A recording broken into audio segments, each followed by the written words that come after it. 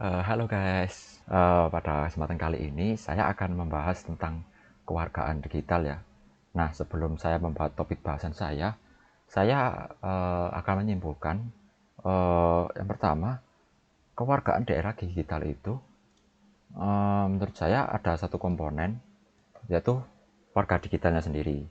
Kan kewargaan digital kan nggak ada kalau nggak ada warganya gitu kan ya. Nah, yang pertama, warga digital adalah orang yang sadar akan hal baik dan buruk, menunjukkan kecerdasan perilaku teknologi, dan dapat membuat pilihan yang tepat saat menggunakan teknologi. Nah, itu pertama. Nah, jadi bisa disimpulkan dari warga digital tersebut bahwa kewargaan digital adalah sebuah konsep yang dapat digunakan untuk memberikan pengetahuan mengenai penggunaan teknologi dunia maya yang baik dan benar, atau juga dapat didefinisikan sebagai norma perilaku yang tepat dan bertanggung jawab atas penggunaan teknologi. Nah, implikasi penggunaan teknologi di dunia maya yang baik dan benar itu adalah pemilihan kata yang tepat saat berkomunikasi ya. Pasti pada Bapak bersosial media pasti harus memilih kata yang baik dan benar agar tidak menyakiti hati lawan bicara kita. Nah, yang kedua adalah tidak menyinggung pihak lain. Nah, jempol kita ini kadang jahat banget ya. Jadi kita harus mengontrol jempol kita. Pada topik yang akan saya bahas kali ini adalah menilik potensi game online untuk merekatkan rasa nasionalisme di era digital ini. Nah, game online sendiri kita pasti tahu ya, yaitu adalah jenis permainan komputer yang memanfaatkan jaringan komputer pastinya itu. Lah, membahas game online, kita tahu pada tanah air itu ada olahraga baru ya, yaitu electronic sports. Nah, electronic sports sendiri itu menjadi salah satu olahraga yang sedang naik daun saat ini. Yaitu banyak orang yang menggunakan atau menjadikan game ini bukan hanya sekedar hobi sih. Jadi mereka itu menjadikan game ini sebagai profesi mereka. Nah, teman-teman pasti tahu ya RRQ Esport. Ya, siapa yang tidak tahu sih ya. Yaitu menurut Adrian Paulin, yaitu CEO dari RRQ Esport sendiri, yaitu ia menjadikan pandangannya bahwa ada terhadap cara untuk mengembangkan esport di tanah air di kemudian hari. Nah, salah satunya dengan melangsungkan pertandingan yang sifatnya apa ya?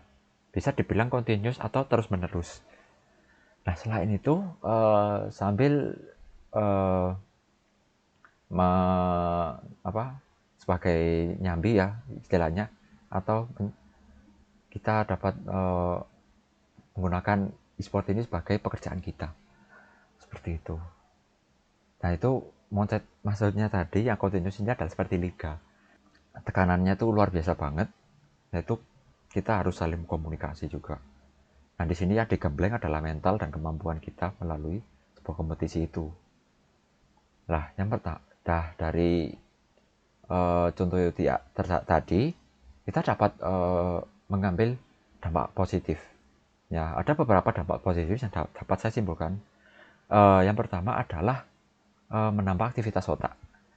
Lah, salah satu dampak positif game online yang bisa dirasakan adalah mengasah aktivitas otak dan menambah aktivitas otak juga. Jadi otak kita itu terus-terusan aktif. Nah, tentu saja pada setiap permainan itu dibutuhkan konsentrasi agar uh, agar dapat mencapai skor yang tertinggi. Nah, siapa sih yang gak mau jadi nomor satu gitu ya. Nah, selain itu sambil menyelesaikan misi yang dibutuhkan strategi yang tepat ya. Untuk memiliki strategi ini pasti akan memaksa otak untuk mencari inovasi agar dapat menang melawan musuh. Seperti itu. Yang kedua, yaitu adalah menambah rasa sportifan terhadap lawan. Nah, yang saya sebutkan tadi melalui esport ya, yaitu kita dapat melatih rasa sportif kita. Nah, itu hal ini dapat seperti kita siap menerima kekalahan tanpa rasa putus asa, atau kemenangan dengan ataupun jika kita menang ya, itu kita dapat menerima dengan rendah hati, kan tidak sombong. Seperti itu. Nah, cara ini dapat membuat kita bermain dengan lebih jujur dan mengikuti aturan. Seperti itu. Nah, Dengan begini juga kita dapat mengontrol emosi kita. Seperti itu. Nah, biasanya permainan olahraga online ini tidak hanya dipelajari orang dewasa saja, namun hingga anak-anak hingga remaja juga. Nah, jadi kita dapat mengajarkan sisi positif dari bermain game online ke kalangan dini seperti anak-anak dan remaja, agar mereka dapat mengambil sisi positifnya. Dan tentunya orang tua juga dapat mengawasi mereka agar tidak berlebihan. Nah, manfaatnya terakhir adalah mengasah kemampuan itu kerja sama tim. Nah, pada kancah area game online itu seringkali dibutuhkan kerjasama tim ya untuk meraih kemenangan. Nah, menurut saya personal kemenangan itulah bonus. Ya, oleh karena itu kita pun dilatih terus agar dapat berkomunikasi dengan baik dengan tim kita agar dapat saling membantu dan mendukung. Nah, saling membantu dan mendukung ini itu merupakan dasar untuk membangun rasa nasionalisme kita. Nah, rasa nasionalisme ini maksudnya adalah kita dapat saling bergotong royong. Nah, bergotong royongan ini tidak hanya kita terapkan pada dunia digital saja, melainkan dapat kita terapkan pada dunia nyata juga. Nah, seperti itu. Jadi, game online ini kita dapat jadikan sebagai latihan untuk melatih komunikasi kita, tidak hanya di dunia digital, namun dapat kita gunakan juga untuk di dunia nyata, seperti itu. Namun ada efek samping yang harus kita hindari, yaitu jadi lebih agresif. Nah, ini jujur saya banyak mengeluarkan kata-kata kotor ketika bermain game. Nah, ini harus kita kontrol ya, agar kita tidak berlebihan juga dalam mengontrol hati kita, perkataan hati kita, ucapan kita dalam bermain. Nah, ini dampak ini dapat berdampak pada kehidupan nyata juga, seperti itu. Nah, kemudian kesehatan mata ini pasti juga terganggu ya. Jadi kita harus jangan terus-terusan menatap layar monitor terus-terusan atau layar HP kita, namun kita harus beristirahat sejenak dengan durasi itu optimalnya 15 menit. Jadi kita harus mengistirahatkan anggota tubuh kita, seperti itu. Nah, ini efek ketiga ini adalah efek yang paling berbahaya, yaitu kecanduan. Nah, ini harus kita hindari. Jadi teman-teman harus mengontrol waktunya dalam bermain game. Dan juga dampak yang terakhir adalah kurang bergerak.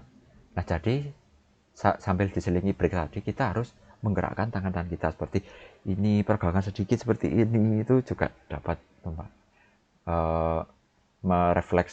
merelakskan badan kita, seperti itu. Jadi e-sport ini dapat menurut saya kesimpulannya itu dapat membangun rasa nasionalisme. Itu kita dapat mengharumkan nama Indonesia di kancah internasional. Jadi semisal kita dan tim kita itu berhasil lolos ke Liga Nasional. Nah, nanti pemenang Liga Nasional ini akan membawa nama Indonesia ke kancah internasional.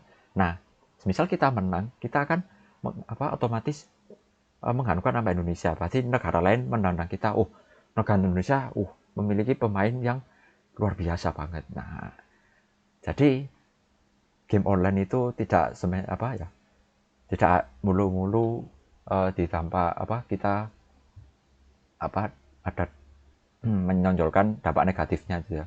Jadi selain bermain game online ini juga ada dampak positifnya. Nah, itu. Nah, dampak negatifnya ini dapat kita tangkal seperti cara-cara yang saya sebutkan tadi ya. Jadi jangan lupa istirahat gitu, seperti itu. Nah, sekian vlog saya pada hari ini. Terima kasih teman-teman telah melihat dan sampai jumpa.